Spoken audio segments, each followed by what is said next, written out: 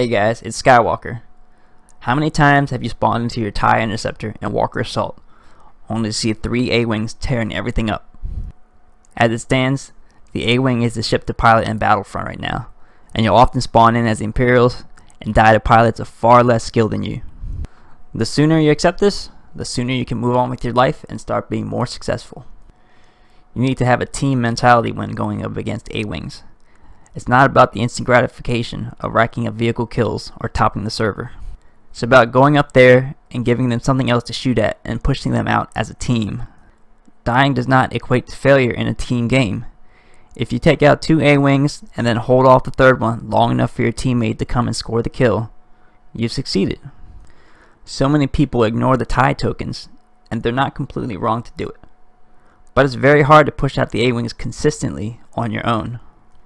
As you'll see in this video, another pilot spawns in bravely as my wingman, and when he dies, another takes his place. I don't always survive until the end during an A-Wing dogfight, but I fly a certain way and make key decisions that allow my team to push the A-Wings out a majority of the time. Granted, I have a good wingman. If you've watched my video on dealing with the X-Wing and Walker Assault, you'll know that I spawned in during one of the best times to spawn in as a TIE pilot. That's during the wide-wing bombing run. The rebel pilot's attentions are divided between strafing AT-ATs, dodging ground lock-ons, and watching for Imperial pilots spawning in. I also have a wingman with me. All the key factors are in place for the best possible chance to push the rebels out of the air. Dogfighting A-Wings requires a pretty good mastery of the ship you're piloting, because it's the most challenging thing to do in the entire game, even against a group of mediocre pilots. Your attention must be focused on things other than simply maneuvering your ship and securing lock-ons. It can be very stressful at first, but once you know what you're doing, there's nothing quite like dogfighting A-Wings. I found that fear and anxiety are your biggest enemies and can make you do things that you know you shouldn't do and prevent you from making good snap decisions. Nowadays, I approach these situations with much more confidence. The time of this recording is before the upcoming March patch where the A-Wing hitbox size will be increased. If you've watched my other dogfight videos, you'll know that I generally prioritize the fastest kill shot when engaging multiple opponents. That goes out the window when dogfighting A-Wings, as fast kill shots are hardly ever available. The only time I prioritize the fastest kill shot is if there's any stray X-Wing pilots hanging around. When it comes to engaging multiple A-Wings, it becomes about which one can I line up on without another one immediately killing me from behind. This opportunity isn't always going to be available as soon as you spawn in. Sometimes you just have to fly into the middle of the pack and maneuver defensively until the opportunity presents itself. Never engage this head on, you'll lose every time, possibly to a shield ram, and you'll squander any opportunity to push the A-Wings out. I maneuver defensively in a direction that is neither purely horizontal nor purely vertical. A lot of pilots just loop in one direction, and most A-Wing pilots have learned how to deal with that very easily. If you look at the minimap, I have a potential tail here, but my wingman pressures him enough to get him off of me. There's a probable kill shot here. You must have your eye on the radar when you go in for a kill shot, as players have learned that TIE pilots are sitting ducks when trying to shoot at their teammates, and to hook around behind you and kill you in an instant. Once I begin to fire, he turns to me. Make your missile count here and disengage.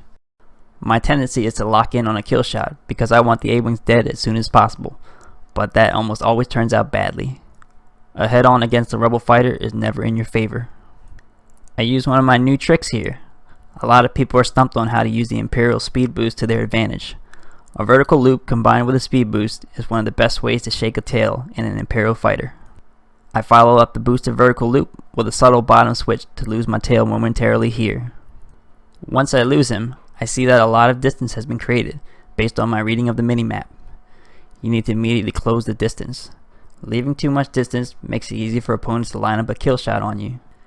I turn toward my opponents and constantly change my elevation. Again, make sure your movements are neither purely vertical nor purely horizontal. There's a probable kill shot here, but a quick look at the minimap shows that I have a tail. Another boost turn followed by a bottom switch is enough to shake him. I didn't notice at the time, but my wingman actually died.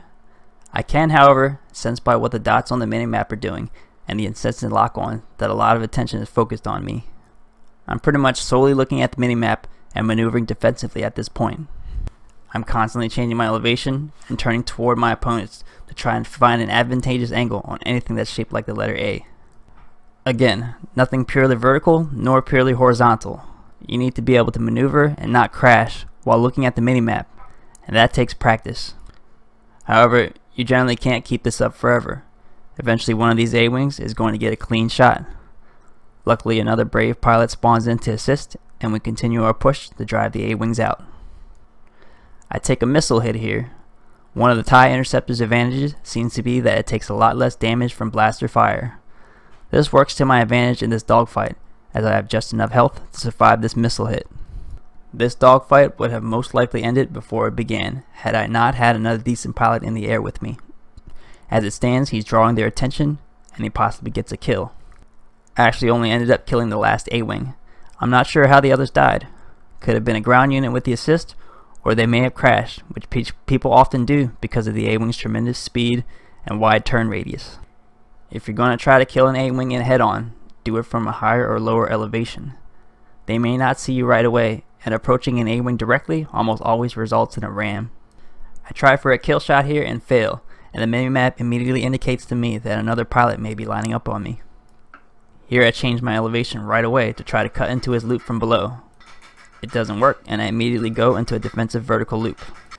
The T-47s make it very hard to tell what's a threat and what's not. All I can do is remain defensive against all red dots on the minimap. I plan to do one vertical loop and then switch toward my opponent. Here I get lucky and the last surviving A-wing appears right in front of me. As I'm homing in on this A-wing, my eyes are actually constantly checking the minimap for tails. The TIE Interceptor's blasters are actually more damaging than the TIE Fighter or the A-wing, and they can melt rebel ships if you can get them squarely in your sights. This A-wing pilot is focusing on my wingman and probably has his thrusters off. Perfect kill shot.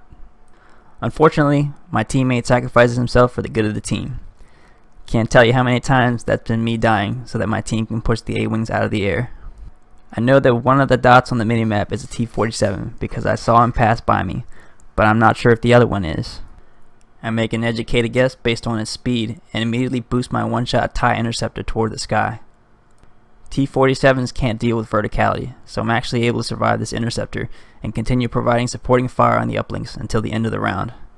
Unfortunately, we lose this round because my team was pushed off the objectives. Well, I hope this video gives you some things to work on. Stay tuned for my full guide on engaging the A-Wing and Walker Assault. Until then, this is Skywalker, and I'll see you in the next one.